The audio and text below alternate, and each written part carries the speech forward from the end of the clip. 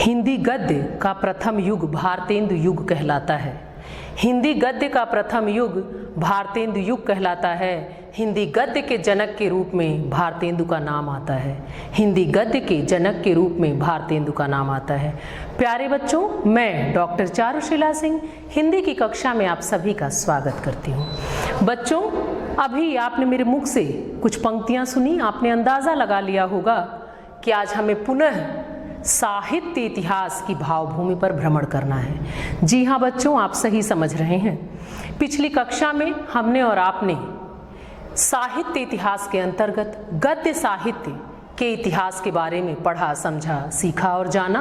आज पुनः उसी क्रम में हम आगे बढ़ेंगे और शेष अंश पढ़ेंगे, क्योंकि हमने एक भाग उस दिन पढ़ लिया था। आज शेष अंश यानी भाग 2 हम और आप पढ़ेंगे। पिछली कक्षा में हमने और आपने क्या जाना, आइए देखते हैं एक बार। कुछ छोटे छोटे बिंदुओं पे हमने और आपने चर्चा की थी। बहुत ही सहजता और सरलता से बातें आप तक पहुंची होंगी, ऐसा विश्वास है मुझे। वो बिंदु कौन से थे, एक बार आप पुनः देख लें। हमने और आपने गद्य के स्वरूप के बारे में जाना था, गद्य की उपादेयता और महत्ता, गद्य पद्य के अंतर को जाना, हिंदी का जो आशय है, जो क्षेत्र है, उसका प्रसार है, उसके बारे में जाना था। हिंदी गद्य विकास का संक्षिप्त इतिहास जाना था। हिंदी गद्य का आविर्भाव और हिंदी खड़ी बोली गद्य का जो विकास है उसको समझा। और काल विभाजन, क्योंकि जहां आपको पढ़ना इतना करके काल विभाजन तक हमने और आपने पढ़ा था, और आज इसके आगे का जो क्रम है उसको हम विस्तार देंगे। आपकी जो विषय वस्तु है, जो आपको निर्धारित है पढ़ने के लिए, उसके अंतर्गत आपको भारतेंदु युग और द्विवेदी युग के बारे में पढ़ना है। शेष अंश आप अगली कक्षा में यानी कक्षा 10 में पढ़ेंगे। अभी के लिए आपको ये 2 युग पढ़ने हैं। आइए आज के अध्ययन को गति देते हैं और चलते हैं आगे, देखते हैं कि क्या है भारतेंदु युग में और द्विवेदी युग में विशेष। वैसे तो आपने बच्चों ये जान लिया है कि भारतेंदु हरिश्चंद्र जी को युग निर्माता कहा गया। ये जो एक नाम आपके समक्ष है, भारतेंदु युग, जो एक युग है, वस्तुतः तो ये भारतेंदु युग, हम एक युग के बारे में पढ़ रहे हैं, लेकिन आप जान लें, जानते भी हैं, आपने बहुत बार सुना भी है कि भारतेंदु हरिश्चंद्र जी का ऐसा योगदान था, जो उनकी विशिष्टता थी, जो उनकी साहित्य के प्रति लगाव और महनीयता थी, उसने इस युग का निर्माता भारतेंदु जी को बना दिया।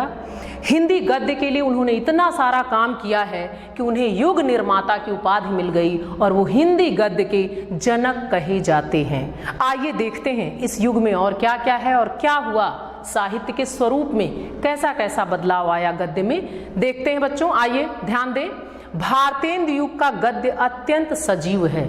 इस युग के लेखकों में अपनी भाषा, अपनी जाति और अपने राष्ट्र के उत्थान के लिए अत्यधिक उत्सुकता थी। बच्चों, आप वैसे तो आपको लग रहा होगा, पहले भी मैंने कहा कि ये हमारी और आपकी मातृभाषा है, हमारी और आपकी बहुत अपनी सी है। हमारा प्रथम संस्कार इसी भाषा में हुआ है, इसलिए इसकी मधुरता, इसके लालित्य और इसके स्वरूप से कुछ कुछ तो हम बहुत पहले से परिचित हैं। लेकिन ये जो अध्ययन के क्रम में, जो व्यवस्थित क्रम में हम पढ़ रहे हैं, इससे विषय की एक संपूर्ण जानकारी हमको और आपको होगी।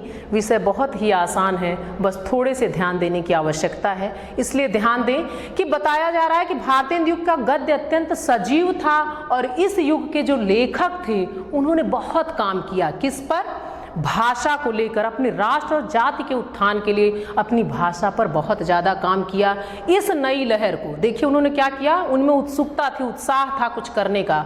उन्होंने नव युग की इस नई लहर को घर घर पहुंचाने का अथक प्रयास किया था।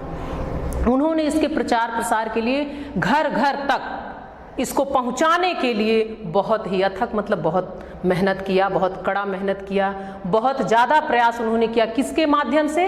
सर्जना के माध्यम से, रचनाओं के माध्यम से, उपन्यास, निबंध, कहानियाँ, बहुत सारी चीज़ें लिखी गई जो चर्चा में आप आगे जानेंगे। आगे देखें, भारतेंदु जी ने हिंदी गद्य को बोलचाल की भाषा के आधार पर व्यावहारिक रूप दिया। एक शब्द आया यहाँ, व्यावहारिक। कल की चर्चा में, जो इससे पहले की कक्षा थी, उसकी चर्चा में हमने और आपने इस शब्द को बहुत विस्तृत रूप से पढ़ा था। व्यावहारिक यानी इसको इस तरह घोल दिया हमारे और आपके जीवन में, हमारे और आप में इस तरह ये घुल गया कि व्यवहार में सहजता से आ गया। इन्होंने ऐसा बनाया इस भाषा को कि हमें उसके लिए कुछ सोचना नहीं पड़ता, हमारे आप में बिल्कुल घुल गया। इतना सजीव, इतना सहज, इतना सरल बना दिया कि हमारे और आपके व्यवहार में घुल गया। आगे देखिए, गद्य की अनेक विधाओं को जन्म दिया। ये जो युग है भारतेंदु युग, और भारतेंदु जी के जो प्रयास हैं, तो इस युग में इतने कार्य हुए और विधाओं पर यानी जो उसके विविध रूप हैं उस पर भी बहुत ज़्यादा कार्य हुआ। बहुआयामी व्यक्तित्व रहा भारतेंदु जी का और वैसा ही उनका कृतित्व। उन्होंने विधाओं में बहुत ज़्यादा काम किया है, जो आगे अभी हम और आप चर्चा में देखेंगे कि क्या क्या विशिष्ट उपलब्धियां भारतेंदु और द्विवेदी युग की रही हैं। आगे देखें बच्चों, भारतेंदु युग के प्रमुख रचनाकार हैं लाला श्रीनिवास दास, बालकृष्ण भट्ट, प्रताप नारायण मिश्र, राधा कृष्ण दास, कार्तिक प्रसाद खत्री, राधा चरण गोस्वामी, बद्री नारायण चौधरी, प्रेमघन।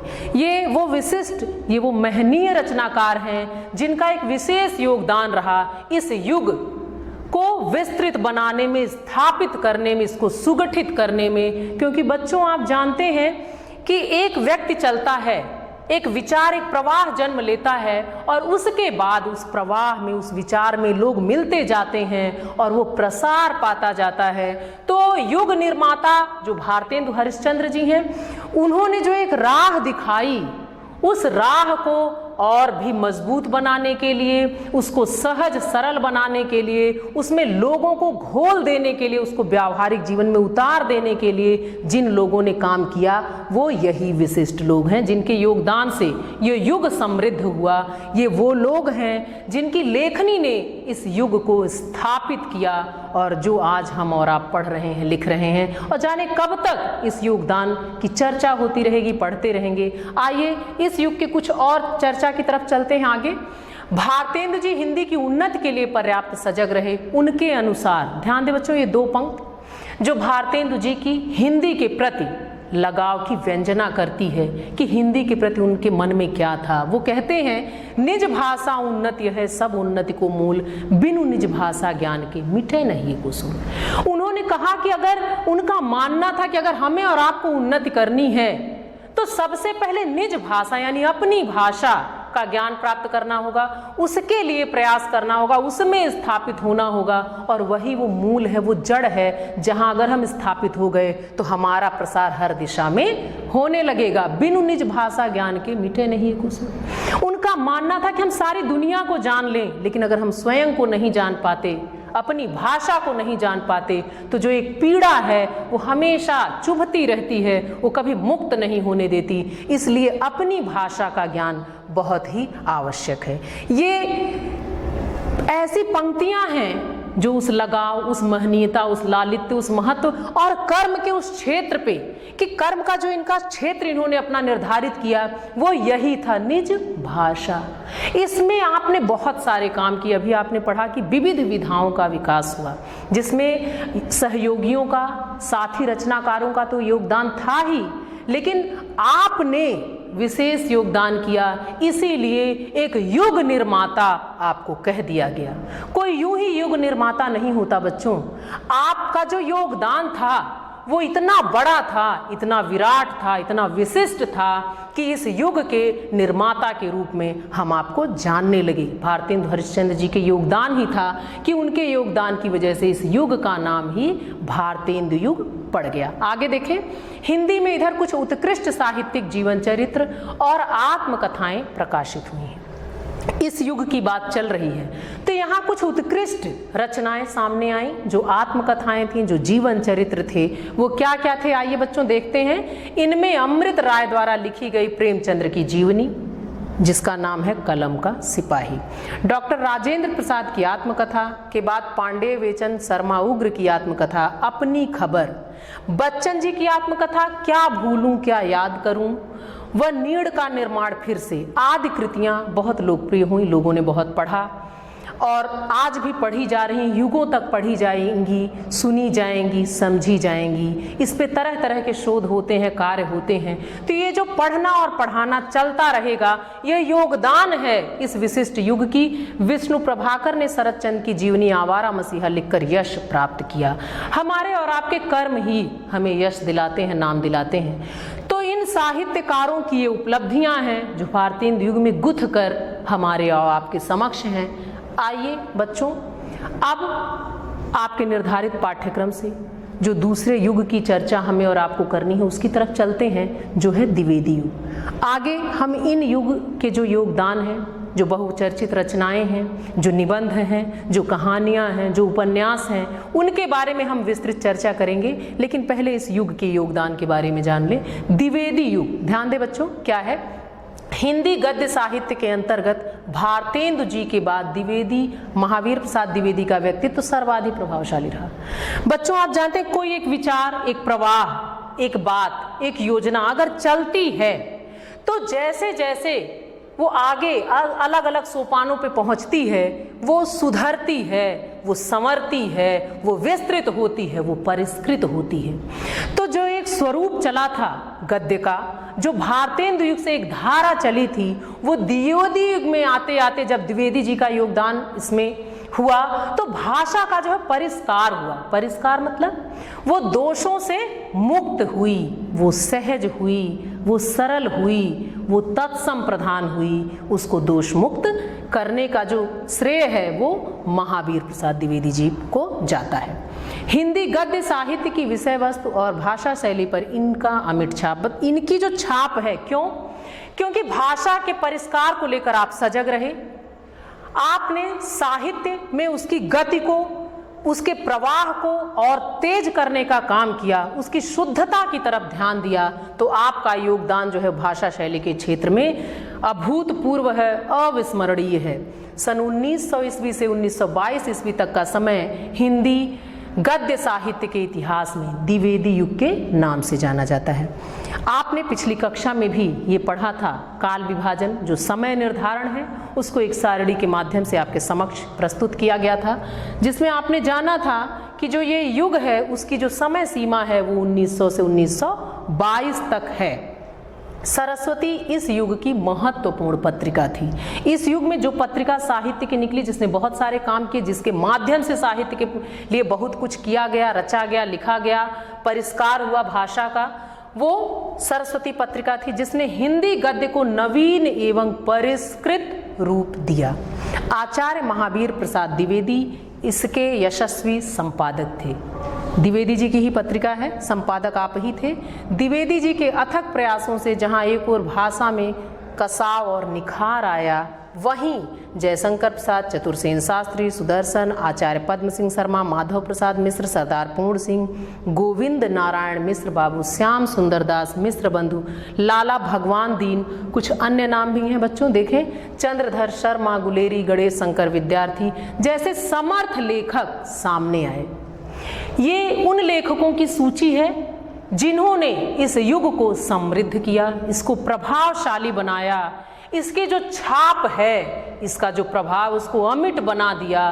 द्विवेदी युग की उपलब्धियों में आप सभी का योगदान है। आगे देखिए इस युग में और क्या हुआ। इस युग में गद्य साहित्य के विभिन्न रूपों का विकास हुआ। आपने पहले भी पढ़ा कि भारतेंदु युग में भी विविध रूपों पर कार्य किया गया, इस युग में भी उसका विकास हुआ। यहाँ का विशेष योगदान भाषा परिष्कार का है बच्चों, ये आप जाने। और क्या हुआ, गंभीर निबंध, विवेचनापूर्ण आलोचनाएं, कहानियां, उपन्यास और नाटक लिखे गए। ये सारी गद्य की विधाएं हैं, इसमें बहुत ज़्यादा काम हुआ, बहुत रचनाएं लिखी गईं। और ध्यान दें आगे देखें, इसी युग में काशी में बाबू श्याम सुंदर दास ने नागरी प्रचारिणी सभा की स्थापना की, जो साहित्य की संस्था है जिसमें साहित्य से जुड़े हुए सारे काम होते हैं। इसका विशेष योगदान रहा हिंदी साहित्य के समृद्ध होने में। इसके अलावा देखें, सरस्वती के अतिरिक्त इंदु, सुदर्शन, समालोचक, प्रभा, मर्यादा, माधुरी आदि पत्रिकाएं भी इसी युग में सामने आईं। इस युग में इन पत्रिकाओं का विशेष योगदान रहा, जिनके माध्यम से हिंदी भाषा का, गद्य के स्वरूप का प्रचार प्रसार हुआ। ये दूर दूर तक पहुंची, घर घर तक पहुंची, भाषा का परिष्कार हुआ। आइए बच्चों, अब अपनी चर्चा को थोड़ा और स्पष्ट करते हैं, ले चलते हैं उस विशेष योगदान की ओर, उन रचनाओं की तरफ जो इन रचनाकारों के माध्यम से हमारे और आपके बीच में हैं, युगों तक रहेंगी, जो उपलब्धियां हैं, जो देन है। ध्यान दें, भारतेंदु एवं द्विवेदी युग के प्रमुख रचनाकार एवं उनकी रचनाएं। बच्चों बहुत ध्यान से देखें, बहुत आसान है, बस आपको इसमें थोड़ा सा ध्यान देने की ज़रूरत है। पूरी चीज़ आप जानते हैं, सुनते आए हैं, थोड़ा मन से इस दिशा में थोड़ा प्रयास करेंगे तो ये इतिहास बहुत सुगमता, बहुत सरलता से आपके भी मन पे, मस्तिष्क पे छप जाएगा, अंकित हो जाएगा, जैसे आपके पन्नों पर अंकित है। ये हमारे साहित्य का लालित्य है, ये उसकी मधुरता है जिससे हम परिचित हैं। थोड़ा ये विषय जो है वो गंभीर है, तो ये भी हमारी अपनी ही है, इसलिए बड़े अपनेपन के साथ, बड़े लगाव के साथ हमें ये पढ़ना है। आइए बच्चों देखते हैं, चर्चा को आगे बढ़ाते हैं। आइए अब रचनाकारों के बारे में हमें पढ़ना है, लेकिन पहले हम निबंधकारों के बारे में जान लें। भारतेंदु युग और द्विवेदी युग के दो निबंधकारों को मैंने लिया है, देखते हैं क्या है। आइए सबसे पहले भारतेंदु युग में आते हैं। प्रताप नारायण मिश्र, उनकी रचना जो है धोखा। दूसरे हैं बाल कृष्ण भट्ट, रचना राजा और प्रजा। द्विवेदी युग माधव प्रसाद मिश्र, रचना जो है माधव मिश्र निबंध माला। चंद्रधर शर्मा गुलेरी, कछुआ धर्म। बच्चों ये आप ध्यान दें, दो भारतेंदु युग के और दो द्विवेदी युग के निबंधकार और उनके एक एक निबंध आपके समक्ष हैं। आपकी परीक्षा में जो प्रारूप आता है वो ऐसा ही होता है कि दो रचनाकारों के बारे में पूछेंगे, या तो निबंध दे देंगे, आप लिखिए रचनाकार कौन है, या रचनाकार का नाम दे दिया गया, उनके दो निबंध लिखने हैं। तो इस तरह से एक ही तरीके के दो प्रश्न इधर उधर से बदल के आपके समक्ष आएंगे। आप इसको पढ़ लेंगे तो सुगमता और सहजता के साथ आप अच्छे नंबरों से उत्तीर्ण होंगे। आइए चलते हैं उपन्यास की ओर। भारतेंदु एवं द्विवेदी युग के प्रमुख रचनाकार एवं उनकी रचनाएं, यही हमारा हेडिंग चल रहा है। इसके अंतर्गत हम कभी निबंध, कभी उपन्यास, कभी कहानी, ऐसे पढ़ते हुए आगे बढ़ेंगे। आइए देखते हैं इसमें क्या है। उपन्यासकार, कुछ चर्चित उपन्यास और उपन्यासकार आपके समक्ष हैं। ध्यान दें बच्चों, भारतेंदु युग के अंतर्गत देखें, लाला श्रीनिवास दास, और कौन सा उपन्यास, परीक्षा गुरु, बहुत चर्चित हुआ ये। दूसरा बाल कृष्ण भट्ट, नूतन ब्रह्मचारी। ये भारतेंदु युग के दो उपन्यासकार, उनकी दो रचनाएं आपके समक्ष। आइए द्विवेदी युग में देखते हैं। देवकी नंदन खत्री, चंद्रकांता, जो बहुत ज़्यादा प्रसिद्ध है, तिलस्मी और अय्यारी से जुड़ा हुआ है। आपने टीवी में चलचित्र के माध्यम से इसको शायद देखा हो, क्योंकि ये बहुत चर्चित रहा है और कई बार प्रसारित हो चुका है। आप इस नाम से पूरी तरह परिचित हैं। किशोरी लाल गोस्वामी की तारा।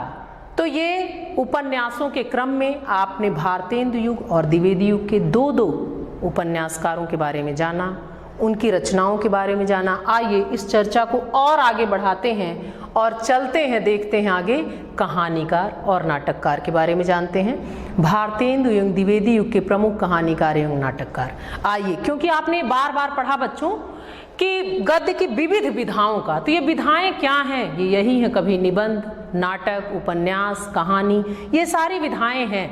इसके अंतर्गत इस चर्चा के माध्यम से आप अपने तैयारी भी करते रहेंगे और आपका जो समझ है, जो ज्ञान है, वो बढ़ता रहेगा, वो पक्का होता रहेगा। परीक्षा में आप अच्छे नंबरों से उत्तीर्ण होंगे। देखिए कहानियों में चलते हैं। पहले भारतेंदु युग की तरफ। अंबिका दत्त व्यास, और आपकी रचना, आपकी कहानी जो है कथा कुसुम कलिका। दूसरे जो हैं वो चंडी प्रसाद सिंह हास्य रतन। ये दो कहानियां भारतेंदु युग की, ये दो लेखक और इधर उनकी कहानियां, उनकी वो रचनाएं। और देखिए अब आगे चलते हैं द्विवेदी युग में, कहानीकारों के ही क्रम में हम और आप हैं।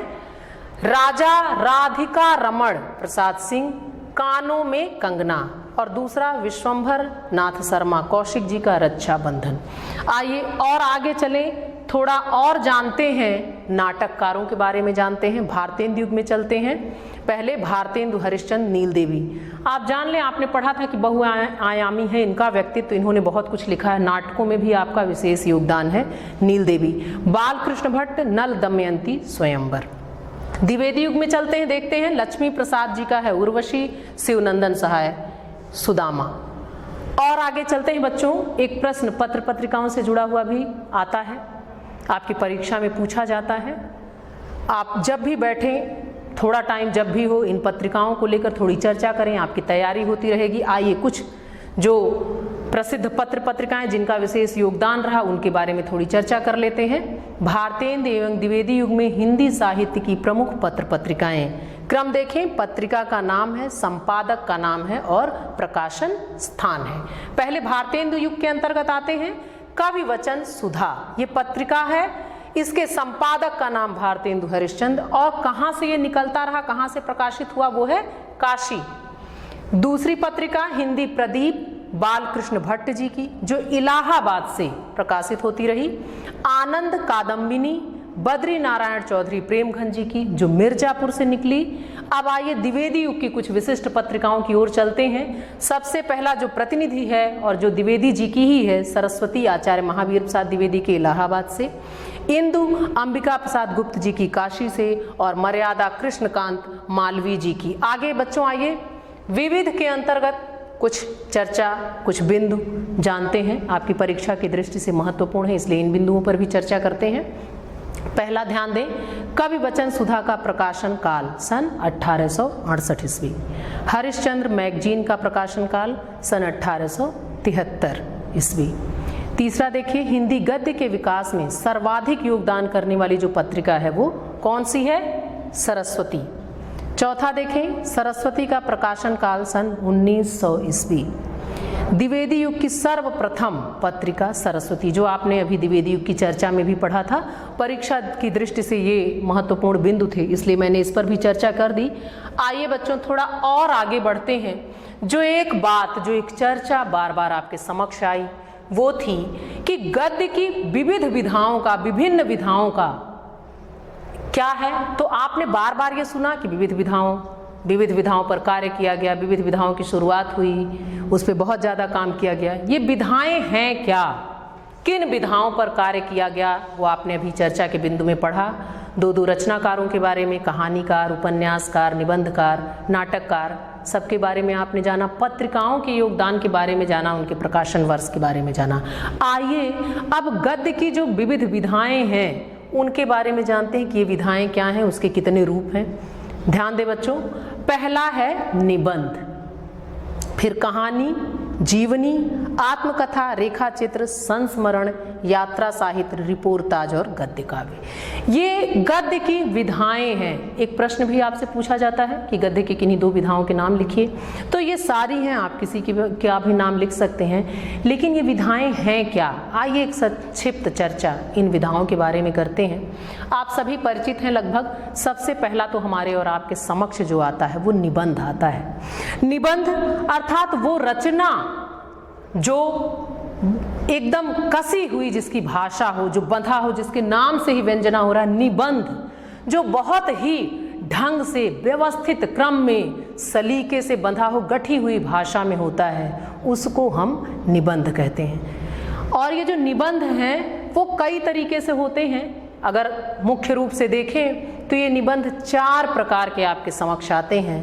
पहला विचारात्मक, दूसरा भावात्मक निबंध, तीसरा वर्णनात्मक निबंध, और जो चौथा होता है वो विवरणात्मक निबंध।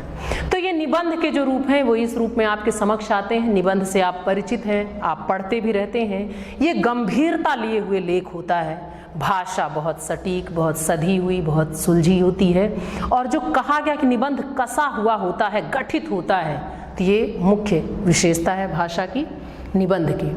आइए अब चलते हैं कहानी। ये ऐसी विधा है जिससे शायद ही कोई ऐसा हो जो अपरिचित हो, हमारे और आपके दिल से जुड़ी हुई, बहुत आत्मीय। ये एक ऐसा शब्द है, एक ऐसी विधा है जिसका नाम लेते ही दादी नानी की भी स्मृतियां सहज ही साकार हो जाती हैं। हमारे सबसे करीब जो विधा है, जो सबसे मनोरंजक है, जो सबसे आकर्षक है, जिसमें कोई भी बात सुनकर समझकर हम बहुत जल्दी सीखते हैं, उस विधा का नाम है कहानी। ये हमारी जो विधा है वर्तमान में अगर देखें तो ये थोड़ी लुप्त होती जा रही है, क्योंकि इसके स्वरूप में परिवर्तन हो गया, तरह तरह के विमर्श इसके बीच में आ गए, इसका स्वरूप जो है वो बदला। लेकिन ये सबसे प्रभावपूर्ण विधा है जिसमें किसी भी बात को बहुत आसानी से समझा, सीखा, पढ़ा और जाना जा सकता है। बहुत ही रोचक विधा है। इसके माध्यम से जब हम आपको पढ़ाते हैं तो भी गुणवत्ता जो है वो 2 गुनी कई गुनी हो जाती है। ग्राह्य करने की जो हमारी और आपकी क्षमता है वो बहुत ज़्यादा बढ़ जाती है, क्योंकि इसमें एक निजता का समावेश है। अगला जीवनी। जीवनी क्या होता है बच्चों? ये गद्य की वो विधा है जिसमें हम किसी महापुरुष को लेकर, किसी व्यक्ति विशेष को लेकर लिखते हैं। जीवनियाँ लिखी जाती हैं, बहुत सी प्रसिद्ध जीवनियाँ लिखी गई हैं जो समाज को एक दिशा देती हैं। तो गद्य के जो विविध स्वरूप आप जान रहे हैं, जो विविध स्वरूप आप पढ़ते आए हैं, तो ये जो जीवनी है, अभी आपने चर्चा के क्रम में पढ़ा कि शरद चंद्र की जीवनी के बारे में पढ़ा। मनीषी की लोक यात्रा है जो भगवती प्रसाद सिंह जी की है। ये बहुचर्चित जीवनियाँ रहीं जिसमें एक संत का जीवन है जो उद्घाटित किया गया है, जो हमें और आपको एक राह दिखाता है। ये भी बहुत आकर्षक शैली होती है, जीवनी को पढ़ने में बहुत अच्छा लगता है। और ये इस तरीके से लिखा गया होता है कि शुरुआत के क्रम से आखिरी पड़ाव तक बहुत व्यवस्थित और कलात्मक ढंग से हमारे और आपके समक्ष आता है। अगला देखें, आत्मकथा। आत्मकथा, कथा मतलब कहने का एक ढंग और आत्म मतलब अपना। आत्मकथा वो लेख है, वो गद्य लेख है जो स्वयं के लिए लिखा जाता है। अपनी आत्मकथा भी बहुत सारे लोगों ने लिखी हुई है जो बहुचर्चित हैं। तो आत्मकथा में भाषा प्रवाहपूर्ण शैली होती है, बहुत ही सहज और सरल ढंग से अपने जीवन के सूक्ष्म से सूक्ष्म भावों को भी उद्घाटित किया जाता है। बहुत ही आकर्षक शैली है। जो ये ढंग है कहन का, जो ये विधा का जो ये रूप है हमारे गद्य का, ये भी बहुचर्चित है। बहुत सारी आत्मकथाएं आपके समक्ष आएंगी, आप पढ़ेंगे। ये रोचक विधा है, कुछ कह नहीं सकते हैं। बच्चों आप पढ़ रहे हैं, हो सकता है कोई आगे चलकर बहुत बड़ा कहानीकार हो जाए, कोई जीवनीकार हो जाए, कोई निबंधकार हो जाए, कोई आत्मकथाकार हो जाए। अगला जो है चर्चा का बिंदु वो है रेखा चित्र। रेखा चित्र, रेखा और चित्र ये 2 शब्दों से बना हुआ है। तो रेखा चित्र का अर्थ है कि शब्दों के माध्यम से, रेखाओं के माध्यम से एक ऐसा चित्र हम बना दें, शब्द चित्र। अपने शब्दों के माध्यम से एक ऐसा चित्र कि जो भी विषय व्यक्त किया जा रहा हो, जिस विषय में लिखा जा रहा हो, आपके समक्ष एक चित्रवत साकार हो उठे। ऐसे भावों को जो लेकर लिखी गई रचना होती है वो है रेखा चित्र। संस्मरण, संस्मरण ये किसी स्मृति पर आधारित होता है। इसमें अधिकतर महापुरुषों को लेकर लिखा गया है। हमें और आपको कुछ याद आता है, कहीं किसी से मिले हों, कोई भेंट वार्ता है, तो उसमें स्मृति के आधार पर इसको हम लिखते हैं। अगला यात्रा साहित्य, बहुत ही रोचक विधा। हम और आपने भी आज तक बहुत सारी यात्राएं की हैं। यात्रा साहित्य, किसी यात्रा पर आप गए हैं, उसकी रोचकता को, उसको भाषा के लालित्य में पिरोकर सुंदर ढंग से जो कहन होता है उसको यात्रा साहित्य कहते हैं। रिपोर्टाज, ये एक रिपोर्ट होता है जो कलात्मक ढंग से प्रस्तुत किया जाता है, जो पढ़ने वाले के मन को आह्लादित करता है, अनुरंजित करता है। क्योंकि आप जानते हैं कि जो साहित्य है वो ब्रह्मानंद सहोदर कहा गया है। तो साहित्य को पढ़कर इसको इस ढंग से लिखा जाता है कि जो पाठक होता है एक आह्लाद का अनुभव करता है। और आखिरी जो स्वरूप है वो है गद्य काव्य। देखिए बच्चों, इसमें 2 शब्द है, गद्य और काव्य। तो न ये गद्य होता है पूरी तरह से, न ये काव्य होता है, ये गद्य काव्य है। यानी गद्यात्मक ढंग से गद्य में ही काव्य के भी भावों को पिरोकर भावनात्मक रूप से गद्य में जो कहने का ढंग है उसको गद्य काव्य कहते हैं। ये दोनों के बीच का होता है वस्तुतः, न ये गद्य है न ये काव्य है, वो दोनों के बीच का रूप जो कहलाता है वो है गद्य काव्य कहलाता है। आइए अब हम चलते हैं अपने अभीष्ट की तरफ, जो है आंतरिक मूल्यांकन। आप जानते हैं बच्चों कि हर कार्य का, हर पाठ का एक उद्देश्य, एक लक्ष्य होता है, जिसको एक परीक्षा के माध्यम से, एक मूल्यांकन के माध्यम से हम और आप जानते हैं कि कितने सफल रहे हैं हम। आइए उस पड़ाव से गुजरते हैं, मूल्यांकन की तरफ चलते हैं। आंतरिक मूल्यांकन। आपको आज की चर्चा के आधार पर कुछ प्रश्न दिए जा रहे हैं जिसके उत्तर आपको लिखने हैं। पहला क्या है, भारतेंदु युग के 2 निबंधकारों के नाम आप बताएंगे। दूसरा है, सरस्वती पत्रिका किस युग की है, ये आपको लिखना है। ये सब आपने पढ़ा है, बहुत आसान है। तीसरा, गद्य की 2 विधाओं के नाम लिखिए। ये सभी आपने पढ़ लिया है और पूरा विश्वास है कि आप अच्छी तरह समझ गए हैं, आप अच्छी तरह से इसको लिख भी सकेंगे, क्योंकि ये आवश्यक पड़ाव है। बिना मूल्यांकन के हम और आप ये जान नहीं पाते कि हमने अपने लक्ष्य को कितना प्राप्त किया। और आखिरी संप्राप्ति, हमने और आपने आज क्या पाया। बच्चों, इस चर्चा के माध्यम से हमने और आपने जाना कि क्या योगदान था भारतेंदु युग का, क्या योगदान था द्विवेदी युग का। कुछ चर्चाओं के माध्यम से हमने जाना कि कितना क्या क्या किया गया इन युगों में जो हिंदी साहित्य को समृद्ध करता है। गद्य की विविध विधाओं के बारे में जाना। आज के लिए बस इतना ही। अगली कक्षा में एक नए विषय के साथ फिर मिलेंगे। धन्यवाद।